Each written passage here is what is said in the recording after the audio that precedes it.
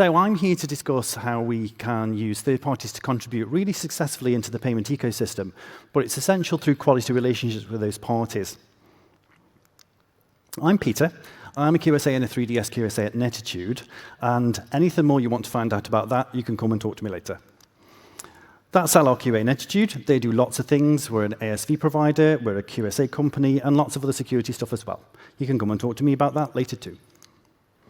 So outsourcing is incredibly popular, and there's a reason why. There's some excellent services out there. But you know what? How are you going to take an excellent service to be an outstanding service? Generally comes from fulfilling a business requirement with slick integration into the customer's compliance programs. And I want to do a quick look at this through what does it mean right now? Is a customer being really demanding when they need a bit more from you? Let's go shopping. And then finally, the impact of DSS4. So I'm in an assessment, I'm looking at people, I'm looking at processes, I'm looking at technology. And I decide, let's go and look over here at this particular thing. So over we go, and someone stops and goes, Peter, you haven't got to worry about that actually, because that's outsourced to somebody and they take full responsibility for it. Winner. So kettle's on, biscuits are opened, let's get some paperwork. So I'm looking at the paperwork, and I'm thinking, this isn't going well, you know, because these don't line up. And then I'm sort of saying to the customer, do you want to swap that coffee for something a bit stronger? Because I've got some news for you. You've got a gap in your compliance. But do you know what? There's always two sides to that story. So what's the impact, though? So the chances are you've got a non-compliance outcome. That's not great. So we're now into conversations with banks, acquirers, and maybe some compliance accepting entity. Then we've also got that idea that, oh no, they don't meet my qualification criteria anymore because they're not compliant. So that means I've got an unexpected scope change. That means I've got more assessment to get done. That means, so third party, can you help me out? Can you do something here? Can you actually get compliant quick enough? We're not doing that. That's not what we contracted with. Oh man, that means I've got to bring some controls in-house. I haven't got the resource for this. I've got pain, I've got anxiety, I've got stress. So there's no judgment here because we all probably have gone through this pain at some point. It's just observation for now. So I'm saying you're not compliant. I'm the baddie again. And it happens more than it should. Why is that? Well, I'm not attributing blame because everybody's got their responsibility in this game, whether or not that's been in your business or your compliance program. And in that compliance program, it's so important that you're effective with your third-party providers. What reasons do we see? Puffing. Sales and marketing do a fantastic job. That's what they're there to do. And sometimes in that process, you lose sight of compliance and the details of that compliance. Not a criticism, it's an observation. Everyone's doing their job, which is why it's so important that you've got a process in place which keeps you grounded. Attestations of compliance are not fun. Sorry, council, got to break it to you. But it's so important that when it's documented out, is it accurate in as much as, can people look at it and go, is it covering the services that the merchant is consuming, or does it do more? If it does more, that's no problem. If it does less, then we've got some challenges. Contract challenges keep coming up time and time again. Why? I'm not entirely sure. Misunderstanding of responsibilities. Why does that come up? Not entirely sure. However, what I can tell you is, if you look at attestations of compliance, contracts, and responsibility matrices, you should have the most perfect Venn diagram possible. And the more that they split up, the more of a problem you're likely to have. One of those that we see is because we've not shared PCI requirements with legal counsel so that when they do the contract reviews and documentation reviews, they can check it for us, or even get us to take a look. Not all service providers are equal, though, sadly, and you will get typical pushbacks of, oh, you haven't got to do anything, I look after all of it. No documentation. I'm not doing it, that's not what you contracted me for. No documentation, more problems. We're back to me being the baddie, though, because I can only accept an attestation of compliance for a service provider. So, what can we do to fix it? What we can do loads. It tends to be pretty much through compliance via the processes, and it needs to be the here and now. When you do your QSA training, we're always told, assess what you see today, because tomorrow doesn't exist yet. Do exactly the same here. You need to avoid future truth and future promise. Once the non-disclosure is in place, get the conversation going. Look at your contract. This is not legal advice, by the way. Think about versions of the DSS. Does it say a specific version, or does it say versions supported by the council? That's what you're going for, because by doing that, you've got a common understanding of what's being published at the moment and what the transition timeline is going to be for the future version. Look for a commitment to your compliance. The chances are you chose the supplier because they were compliant at the time. You need to make sure that that is something that persists throughout the duration of the contract and can't be dropped. If you're going to sell something in this space, take responsibility for it. That's your job. That's why you're there. So make sure you can agree to it in the documentation. Now, we all have anniversaries in our private life and probably in our work life.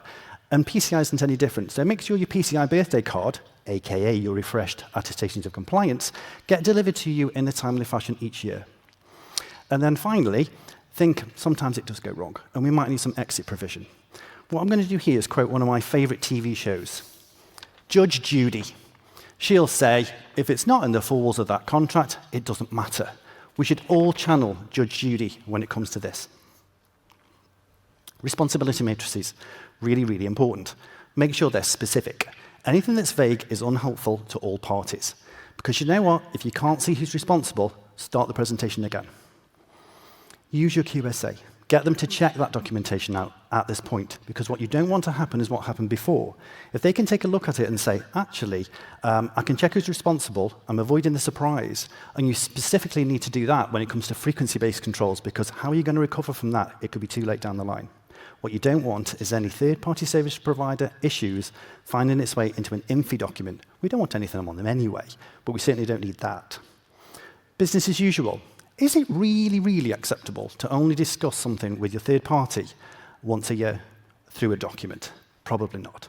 So make sure you're thinking about service management, because that document is not a silver bullet to issues.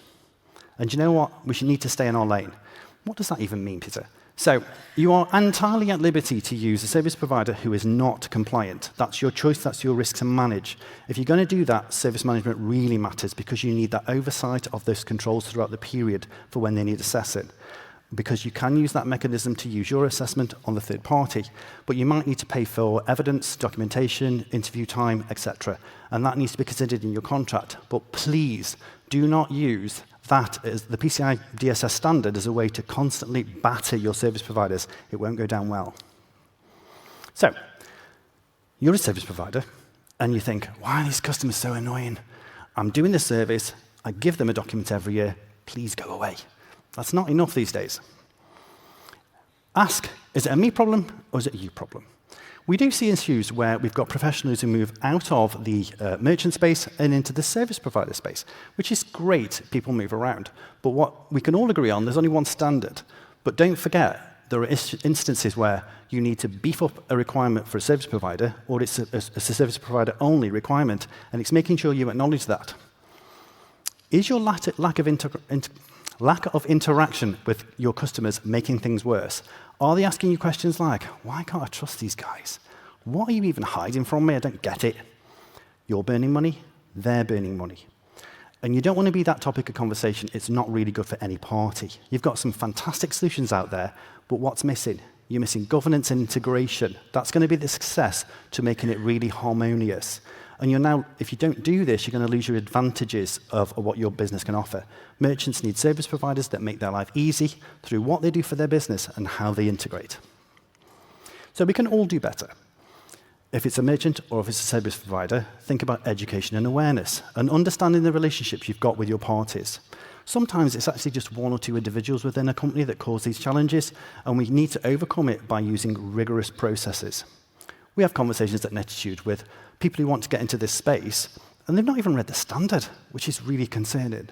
On the opposite side of that, we've got customers we work with who will contact us actively and say, I've had this question from a customer, can you help? Or could you check this document for us, because we think it could be something that's really positive. Excellent. Common other ones, well, we don't see payments information, so we haven't got to do anything. Or I outsource that entirely, and because I do it, that's fine. What we have here is a relationship with the PCI DSS, which is actually rather combative, and that's really unhelpful, and especially when they can't use an SAQ to reduce controls, and they therefore think they have to do 100% of everything, and then you've got massive defensiveness. It's a typical cause and effect, and education is the way out of it. What we don't want to have is conversations which have to tease information from service providers, and worse still when you see multiple customers asking for exactly the same information. What's the answer? Well, the answer is those questions are golden. If you're being asked repeatedly for the same thing, rather than challenge it, think, wonder why that's coming to me. What can I learn from it, and how can that go into my business offering? Because I can tell you now, it will make things better. Now, attestations of compliance often talk and focus on the in-scope environment of you, the entity. But when it comes to holding responsibility for somewhere else, you've got to think, does it say enough for something else? And in order to determine what responsibility has been transferred, who's assessed it, and what needs to be done next. There are situations, however, where, as a third party, you might find that your services sit squarely in an in-scope network, and you had no idea that was even the case. You were blinkered, and that's something that needs to be dealt with. What do we do, however? So we have to come together and forge the way forward. And what we should look at there is using Part 4 of the Attestation of Compliance as a risk reduction mechanism. It's not a bad school report. It's simply a way of getting from one step to the other and moving forward. And let's get rid of some perpetuation of misinformation. White label systems that work like merchants have implemented them doesn't make you a merchant. You're still a service provider. So know your context. You can fix this. You are a service provider, and you need to think, how can I fit into a customer's compliance program efficiently? Put your merchant shoes on temporarily. What can I give them, which means I can allow the QSA to tick the boxes in 12.8? And if I'm taking responsibilities somewhere else, what can I also do, which means they can tick it in the other aspects as well and use that lovely sentence which is in the reporting guidance for all the QSAs here, transferred to such and such. So if your attestation of compliance is a little bit light in this, then look at the descriptions and say, right, does it say enough? Does it need to have war and peace? It might do. That's OK. Send it back to the QSA, explain why. It needs to have enough verbiage in there so that it gives you the best opportunity to sell your service. It means success for your customers and makes everybody happy. Now, you might not be aware, but FAQ 1331 was updated last month. I'm just going to read something from it. Can eligibility criteria be used for determining applicable PCR requirements for assessments documented in a report on compliance? Answer. Service providers cannot use SAQ eligibility criteria to determine applicability of PCR requirements for assessments documented in a report on compliance. The only acceptable SAQ for service providers is SAQ-D for service providers. All other SAQs are intended for merchant use only. Reread the whole thing. It's great. But what you need to think then is, have I been getting this wrong in the past? Look at FAQ 1473, which published in March, where it talks about what responsibility the compliance accepting entity also has in this situation. QSAs, you are not alone. They are there to help you with what needs to be reported. Everyone plays their part. Now, no matter what the DSS version, descriptions in section 2G matter. So get it right. Now, section 2G talks about what's applicable. You can have as many of those as you need, and this is often not understood. So if you've got multiple services, make sure you consume as many of those as you need to with your assessor, because that, again, helps to demonstrate you truly understand the context of your service, you truly understand the standard, and you truly understand the relationship that you're forming with your customer. You don't need much in your contract. See the other information. Service descriptions are really important, so make sure whatever you've published to the service online is the same in the contract, in the responsibility matrix, in the attestations of compliance. Lovely Venn diagram. Do some BAU, do some service management. Compliance isn't a cake. You don't have it every year. So why would you treat this document like that? Let's move away from that. That responsibility matrix is really important. Is it me? Is it you? The service provider's own in-scope environment really doesn't play a part in this. That's unimportant. It's about saying, what am I doing that's inside your environment? Because in doing so, it helps every party. It allows the receiving QSA to know what is being transferred over and whether or not it was assessed or not. So that's particularly really helpful. So it's helpful for you, helpful for them. So it's the best value for the merchant of your offering if it's included in your assessment. Acknowledge your responsibilities. 12.9 is there for that to happen. So make sure you make it easy for the receiving QSA to tick 12.8.2 to say you've accepted them. You're going to be charging for this, so please make sure you're doing the right thing here. Now, when you send that information over, you might need to make use of FAQ 1354 to redact critical and sensitive information, but please avoid the 1220, which is that invalid use of a PCI certificate, because it's not a thing. Let's go shopping. not for shoes. So we're going to use what we've learned so far and think, right, well, what could we do to make this better? So there's technology people in here. You get excited about technology. Service providers, you get passionate about what you're doing. Customers get excited about what you're selling them. So what do we do here? Review what you've seen already, but think then about sequencing. What you don't want is a situation where technology people have gone, found a solution, got dead excited. Then they hit the, isn't due diligence got to do something here? Then you've got a blocker, and PCI DSS is now a problem. Conversely, if you've got very heavy procurement requirements, that again means PCI DSS is a blocker. We don't want that either. So what can we do? Think parallel. Each of those functional and non-functional requirements can happen together. Get the testing done of the solution that's going to be provided so that we're happy with it. On the other side, get the compliance people to start checking the documentation to see what can be written off and done really easily. Think about risk management, because do you need a QSA-signed report on compliance and AOC, or do you need a validated SAQ, or do you need just a self-service, self-assessed SAQ? With the change in DSS4 and having the additional verbiage within a level 2 service provider's documentation, you need to think, what do you need? So again, back to the value of the attestation of compliance. Is it something that you can only rely on annually, or should you do some service management? Now, your stomach's really a great indicator of problem. You get that gut feeling. And if you get that gut feeling, you've got to consider, and Alka-Seltzer won't take it away here, you can only get rid of this issue through assurance activities, through contracts, through legal, through any other observation. Think Judge Judy, channel it into the documentation. And QSAs really like to add value. So at this part, imagine that stood outside the changing room holding your coat, and each time you come out with a service provider, they go, oh, that's not very good, that isn't. Oh, that one's wicked. We should go with that one. And finally, what is DSS4 going to do for us? So if you heavily rely on third parties, you should have been thinking about this already. Now, if you pop into the Global Content Library later, you'll find a presentation from Citgo Petroleum when they spoke in Portland, and they'll talk a lot more detail in their presentation called Beyond the Contract than I can do here. You'll find that detail there. They can give you lots of insight. The differences are going to be with us for a while as the transaction timeline progresses, but we can all agree that that timeline is now diminishing as we get closer. We need to make sure we review documentation using the Summary of Changes document published by the Council so you can start to do your alignment. It's important in the transition, but also onwards into the future data requirements and the mandatory requirements as they'll become, because who's going to own them? Who's going to take responsibility for them? They're new. Now, that timeline as it's published today does prevent any sort of collision of a future data requirement for anybody who's still in 3.2.1, so that's OK. It removes that doubt.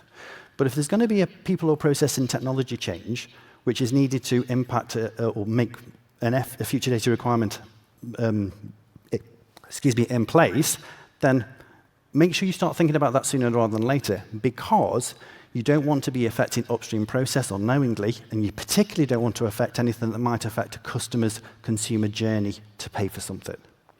So, future data requirements, if they're not there yet, start thinking about them, start applying them, because if it's too late in the day and it's going to affect compliance, and your customers are going to rely upon that compliance, you're back to the start of the presentation, and you could knock somebody off because of the qualification criteria for an SAQ.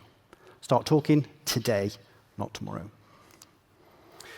So, in conclusion, what can we take away? When you're buying, use a quality process. Don't sign anything until you've looked at the big print and looked at the small print. And never rely on a future data promise of anybody. Ambiguity has no part in this process. We need to think about the alignment of attestations of compliance, shared responsibility matrices, and contracts. Think your Venn diagram being the perfect circle.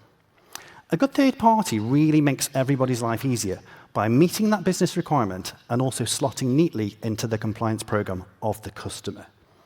And that's going to give you a massive, massive advantage and give you harmony and a frictionless relationship, as was said at the beginning. We all have a common goal here of protecting cardholder data, and those relationships really do help us to achieve that. Thank you for your time here. Thank you for your time online.